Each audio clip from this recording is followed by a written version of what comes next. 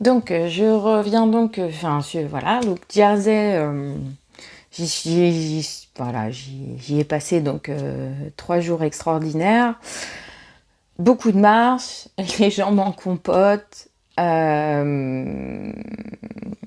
la connexion à la respiration, la connexion au corps, aux souffrances du corps aussi. Il faut savoir quand même que je suis partie en total autodidacte. Alors, je te conseille pas de le faire.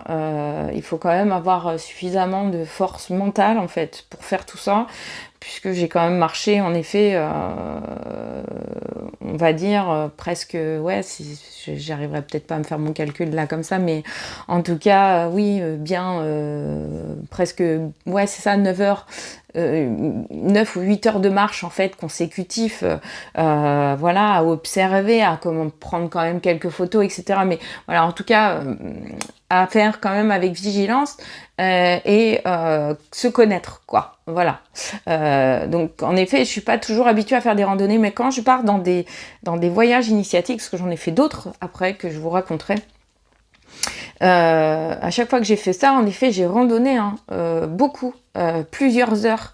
Mais il faut vraiment avoir le mental qui va avec, et surtout, faut se dire qu'on est vraiment venu là pour lâcher prise, pour profiter du paysage, profiter de la nature, et pas se dire ah putain c'est dur, hein, voilà. Non, en gros, il faut vraiment se dire je le fais et je sais pourquoi je le fais.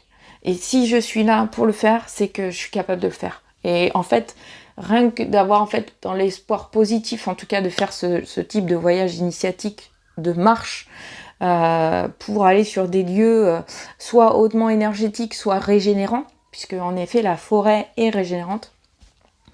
Voilà, ça fait partie du lot. Donc, on est donc sur septembre 2022, etc. Donc, je fais ma formation et tout ça.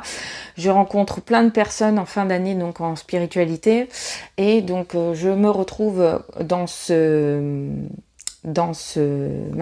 cycle des magiciens, à devoir faire en fait un soin d'ouverture de cœur, sachant que je m'étais fermée pendant plusieurs années dû à des souffrances personnelles, liées notamment donc à un lien très fort sur un trauma existant de mon enfance, en lien avec le transgénérationnel de mon père.